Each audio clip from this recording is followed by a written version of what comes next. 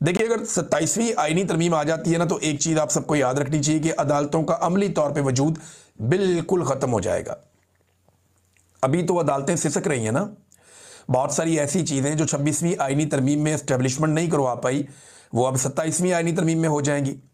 मैंने आपको बहुत पहले एक बात कही थी कि 26वीं आईनी तरमीम के बाद 27वीं आईनी तरमीम आएगी और असल तरमीम वही होगी। ये 26वीं आईनी तरमीम सिर्फ इसलिए की गई है ताकि 27वीं आईनी तरमीम का जो एक्चुअली करना चाह रही है एस्टेब्लिशमेंट, उसका रास्ता खुल जाए, और वो रास्ता अब खोला जा रहा है। प्राइम मिनिस्टर के बेटे हैं हमजा, वो इन्वॉल्व होते हैं, उनके अजीज़ो कारब, कुछ रिश्तेदार, कुछ दोस्त उनको कहते हैं कि जी इस तरह हमें डर है कि कहीं तीफी बट का नुकसान ना हो जाए। ठीक, अरे पोलिटिकल लोग हैं, उन्होंने फ़ोन तो करना होता है। उन्होंने मरियम साहबा को फ़ोन किया है और उनको कहा कि जी ये कानून के मुताबिक जो है तीफी बट के साथ सलूक हो और कोई ज़्यादती नहीं होनी चाहिए, जो हमें इंफॉर्मेशन है। ठीक, जिस पर मरियम साहबा ने उनको ये कहा कि जी आपका उनसे क्या ताल्लुक़ है, तो बाकायदा मुकालमेबाजी उनकी हुई है और हमजा साहब ने कहा जी आप अपने वालिद साहब से पूछें कि हमारा क्या ताल्लुक़ है और वो पार्टी के लिए उनकी क्या खिदमात रही हैं माजी में। तो इनके ये 2-2.5 मिनट की इनकी काफ़ी हार्ट अटैक हुई है, जिसके बाद मुझे जो इन्फॉर्मेशन मिली है, मरियम साहबा ने ये कहा जी चीखो मत, ये क्या कि उन्होंने अपना फ़ोन बंद कर दिया। तो बाकायदा मुकालमेबाजी उनकी हुई है और हमजा साहब ने कहा जी आप अपने वालिद साहब से पूछें कि हमारा क्या ताल्लुक़ है और वो पार्टी के लिए उनकी क्या खिदमात रही हैं माजी में। तो इनके ये 2-2.5 मिनट की इनकी काफ़ी हार्ट अटैक हुई है, जिसके बाद मुझे जो इन्फॉर्मेशन मिली है, मरियम साहबा ने ये कहा जी चीखो मत, ये क्या कि उन्होंने अपना फ़ोन बंद कर दिया कि अकेले सैयद जफर चट्टा तो इसका फैसला नहीं कर सकते। ठीक है ना, इसमें माजरत के साथ इसमें सब इन्वॉल्व हैं, इसमें हुकूमत भी इन्वॉल्व है, इसमें अदलिया भी इन्वॉल्व है, इसमें हसास इदारे भी इन्वॉल्व हैं, इसमें पुलिस भी इन्वॉल्व है। तो मुझे ये बताएं ना, इतने मुकाबले हो रहे हैं, किसी ने आवाज़ उठाई? अच्छा, कोई सो मोटा हुआ? डाकू रानी राज करेगी, कईयों के घर बर्बाद करेगी। मुल्क पाकिस्तान में क्या चल रहा है वो आपके सामने है। कानून नाम की कोई चीज़ नहीं है। इंसाफ सत्तू पी के सोया हुआ है, ठंडी लस्सी पी के सोया हुआ है, उसे गहरी नींद है, उसे जगाया नहीं जा सकता, उसे झंझोड़ा भी नहीं जा सकता, क्योंकि वो गहरी नींद में है और वो खर्राटे मार रहा है। जो जज हजरात हैं वो भी अपना इंसाफ मांग रहे हैं कि भाई साहब हमें इंसाफ चाहिए। मुल्क पाकिस्तान में क्या चल रहा है वो सिर्फ और सिर्फ डाकू रानी का राज चल रहा है। बिस्मिल्लाहिर्रहमानिर्रहीम, अस्सलामु अलैकुम वरहमतुल्लाहि वबरकातुहू। मैं आज़म दर्द, आप मेरा यूट्यूब फेसबुक देख रहे हैं आज़म दर्द ऑफिशियल। जनाब, मुल्क पाकिस्तान में इस वक्त क्या चल रहा है वो आपके सामने है। तो जनाब आपके साथ एक बात शेयर करते चलें कि खुदा अल्लाह पाक जो है वो बहुत मेहरबान है। अगर दुश्मन भी दे किसी को तो वो गैरत वाला हो, बेगैरत ना हो। तो जनाब कहा जाता है, सुना भी जाता है, मेरे पास ये स्टोरी है, आपके सामने रखते हैं कि जनाब किसी ज़माने में किसी की आपस में दुश्मनी हो गई। तो जनाब दो दुश्मन बन गए और जो एक दुश्मन था उसने सोचा कि भाई अब मुझे ये इलाका जो है वो छोड़ देना चाहिए।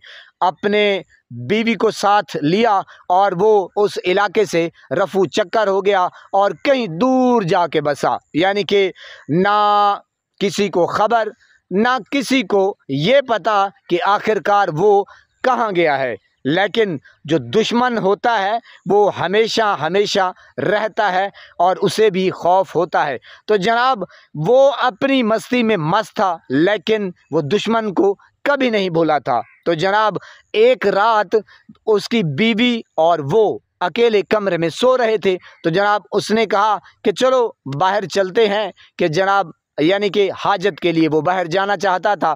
तो जनाब उसकी बीवी ने कहा कि चलो। तो उसने जनाब अपनी तलवार उठाई, या उस वक्त बंदूक होगी या व्हाटएवर जो भी चीज़ होगी। तो जनाब उसने, बीवी ने कहा कि अब छोड़ दो, हम इतनी दूर आ गए हैं तो ये हथियार छोड़ो। तो उसने कहा कि नहीं, कभी नहीं, दुश्मन को कभी नहीं कमज़ोर समझना चाहिए, बल्कि यूँ समझो कि दुश्मन हर वक्त आपकी सिरानी यानी कि सरहाने के करीब है। तो जनाब उसकी बेगम और वो जो ही उन्होंने दरवाज़ा खोला तो आगे देखा तो वो उसका दुश्मन जो है वो मौजूद था। उसने कहा कि बस आपकी और मेरी दुश्मनी ख़त्म, आज से आप और मैं भाई भाई। वो हैरान भी हुआ, परेशान भी हुआ। उसने कहा ये माजरा क्या है। उसने जो धना दुश्मन था, ज़ाहिर दुश्मनी थी जनाब, कोई दोस्ती तो नहीं थी। उसने कहा कि मैं तेरी दुश्मनी को मैं सलाम पेश करता हूँ, तेरी गैरत को सलाम पेश करता हूँ, तेरी जुर्रत को सलाम पेश करता हूँ कि कितने बरस गुजर गए हैं, कितना अरसा बीत गया है। तुमने अपना इलाका छोड़ दिया, तुमने अहलो अयाल छोड़ दिए, अपना सारा निज़ाम छोड़ के यहाँ दूर आके बसे हो, फिर भी मुझे नहीं भूले। तो क्या तुमने जवाब दिया अपनी बेगम को? तुम्हारी बेगम ने क्या सवाल किया, तुमने क्या जवाब दिया? और मैं आपका इंतज़ार कर रहा था। तो बस दुश्मन हो तो तेरे जैसा और गैरत वाला, यानी कि ज़ाहिर है वो आपस में दुश्मन थे, जानी दुश्मन थे। तो जनाब वो उसी टाइम यानी कि आपस में उन्होंने दोस्ती और भाइयों जैसा रिश्ता बनाया, सिर्फ गैरत की वजह से।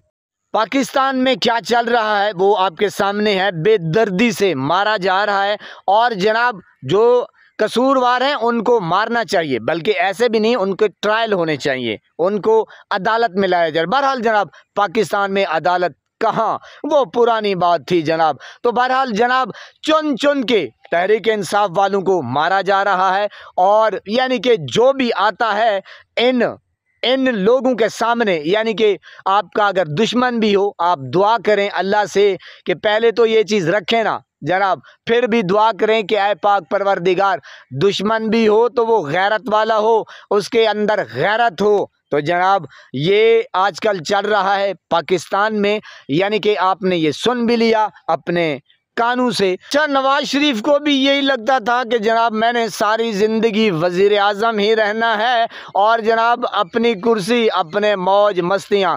तो जनाब वो भी आपने देखा सुना कि जनाब उसने मोहतरमा बेनज़ीर भुट्टो शहीद साहिबा के साथ जो नाज़ेबा तस्वीर हेलीकॉप्टर के ज़रिए फेंकवाई, यानी कि ये लोग ऐसे हैं कि जनाब वो मैं बात सुना चुका हूँ कि दुश्मन भी हो तो वो गैरत वाला, कम से कम उसके अंदर गैरत हो। तो मरियम नवाज़ भी उसी को फॉलो करते हुए वो भी आप देख रहे हैं कि कभी जनाब किसकी वीडियो आ जाती है, कभी किसकी ऑडियो आ जाती है, यानी कि ये सारा सिस्टम ये वहीं से लेकर आ रहा है। आखिर औलाद किसकी है, जैसा बाप वैसी बेटी। तो मकसद ये है कि जनाब दुश्मन भी हो तो गैरत वाला, यानी कि अब ये क्या लगता है कि इमरान खान, उसकी बेगम, उनकी बहनों के साथ क्या हो रहा है और ये कौन करवा रहा है। आपने वो सहाफ़ी की गुफ्तगू सुन ली कि ये जो सारे इदारे हैं, ये जनाब जो मुरब्बा है, मजून है, जो यानी कि चूरन है, जो फक्की है, ये सारा कुछ यही करवाते हैं। अब मेरे ख्याल में आपने सुन ही लिया, समझ ही लिया। तो जनाब अगर आपको लगता है कि फिर भी मैं झूठ बोल रहा हूँ तो जनाब फिर बंदा अपना ही इलाज करवाए। हालांकि मैं कोशिश करता हूँ कि जनाब आपके सामने सबूत लेकर आऊँ। अल्लाह पाक आपको सलामत रखे, हंसता बसता फूलों की तरह महकता हुआ रखे। नमाज 5 वक्त अदा करते रहा करें, वालिदैन की खिदमत करते रहा करें, हमसायों का रखिए ख़ास ख्याल, हमेशा हमेशा हक़ और सच की आवाज़ को बुलंद करते रहा करें। जहाँ देखें किसी के साथ जुल्म ज़्यादती, वहीं पर अपने होने का सबूत दीजिए। अल्लाह ने के बाद